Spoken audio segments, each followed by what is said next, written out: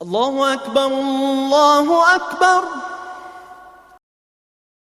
صابر عرض کے حضور مجھے ایسا عمل بتلائیں کہ میں مستجاب الدعوات بن جاؤں، میری ہر دعا قبول ہوا کرے۔ آپ نے کیا فرمایا؟ اپنی کمائی کو پاکیزہ بنا لو، تمہاری ہر دعا قبول ہوا کرے۔ کسی کا حق نہ دبانا، کسی کا حق نہ دبانا، ہر دعا قبول ہو جائے۔ آپ نے فرمایا تم 6 باتوں کی مجھے ضمانت دے دو، میں تمہیں جنت کی ضمانت دیتا ہوں۔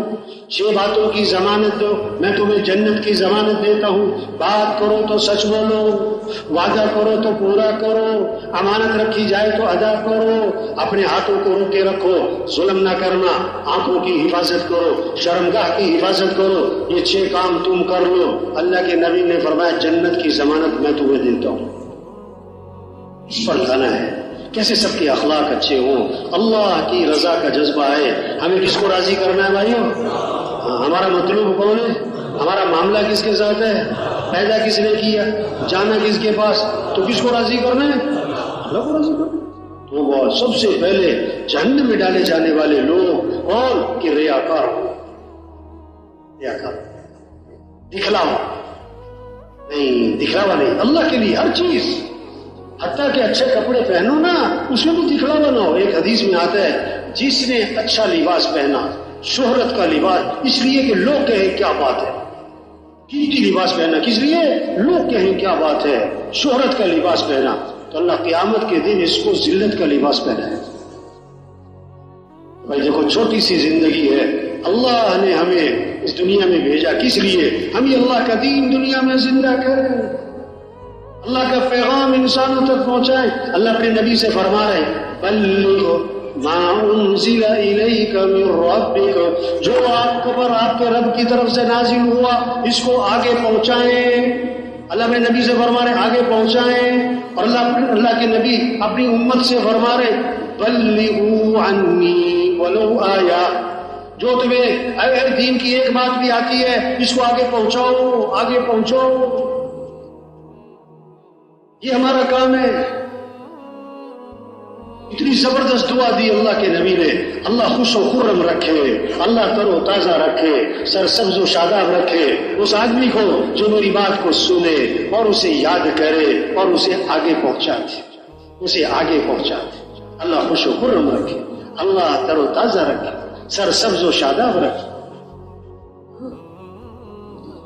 یا ایھا الذین آمنوا کونوا انصار اللہ، اے ایمان والو اللہ کے دین کے مددگار بن جاؤ، اللہ کے دین کے مددگار بن جاؤ۔ کسی سے پوچھو نا 1000 روپے چاہیے کہ لاکھ روپے؟ کہ لاکھ روپے بھی، لاکھ روپے چاہیے کہ کروڑ روپے؟ کہ جی کروڑ روپے بھی۔ تمہیں کروڑ روپے چاہیے کہ اللہ کی مدد؟ بولو بھائی، کروڑ روپے پڑے کہ اللہ کی مدد؟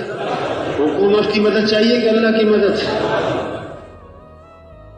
اللہ کی مدد کا وعدہ قرآن میں اللہ نے فرمایا یا ایھا الذین آمنوا ان تنصروا اللہ ینصرکم، اے ایمان والو اگر تم اللہ کے دین کی مدد کرو گے تو اللہ تمہاری مدد فرمائیں گے۔ اللہ کے دین کی مدد کرو۔ اللہ کے دین کی مدد کیا ہے؟ بے دین کو دیندار بناؤ، بے نمازی کو نمازی بناؤ، نافرمان کو فرما بردار بناؤ، جو اللہ سے غافل اللہ کی یاد دل میں پیدا کرو، اللہ کی مدد ساتھ ہوگی۔ ہم سب اللہ کی مدد کے محتاج ہیں۔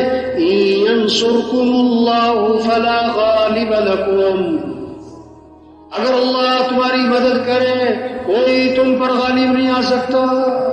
اس کا مطلب ہے اگر کوئی تم پر غالب آیا ہوا ہے تو تم اللہ کی مدد سے کیا ہو؟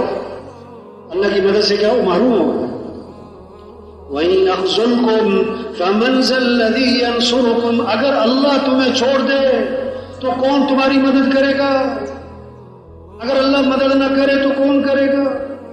تو ہم کس کی مدد کے محتاج ہیں؟ اگر اللہ کی مدد مل جائے تو ہمیں کسی کی مدد کی ضرورت نہیں۔ اگر ساری ہماری مدد کرے اور اللہ ہماری مدد نہ کرے تو ہمارے کام کبھی نہیں بنیں گے۔ اللہ کی مدد کب آئے گی؟ جب اللہ کا دین زندگیوں میں سب کا رجوع اللہ کی طرف، سب کا رجوع. دیکھو غزوہ بدر میں مسلمانوں کی تعداد کتنی تھی بھائی؟ بولو بھائی 313، اور کافروں کی تعداد 1000 کے قریب، اور مسلمان بالکل نہتا، اور مقابلے پر جو ہے وہ پورے مسلح اور تیاری کے ساتھ.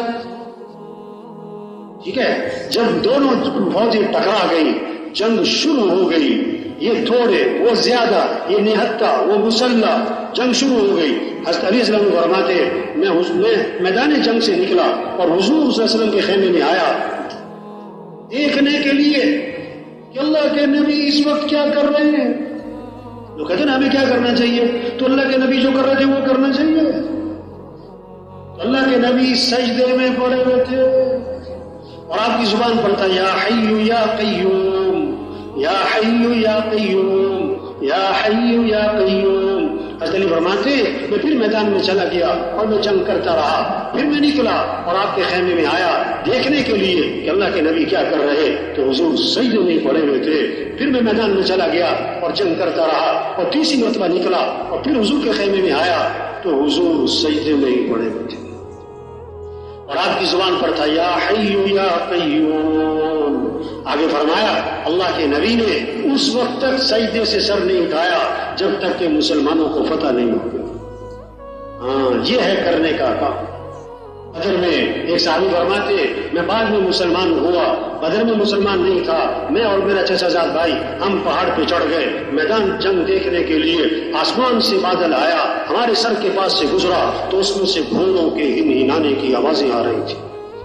ہم ڈر گئے، میرا بھائی تو خوف سے مر گیا.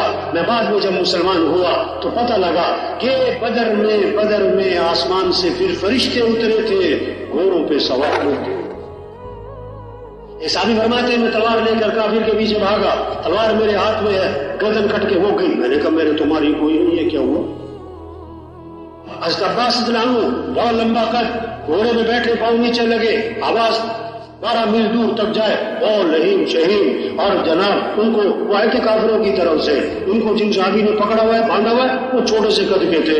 حضرت عباس رضی اللہ عنہ حضور کے سامنے پیش ہوئے کہ حضور اس نے نہیں مجھے پکڑا، مجھے تو جس نے پکڑا تھا وہ نظر ہی نہیں آ رہا ہے. وہ صحابی کو حضور میں نے پکڑا ہے. آپ نے فرمایا اس کو قد ایدک اللہ بملک کریم، خاموش ہو جاؤ، اللہ نے ایک فرشتے کے ذریعے تمہاری مدد کی تھی.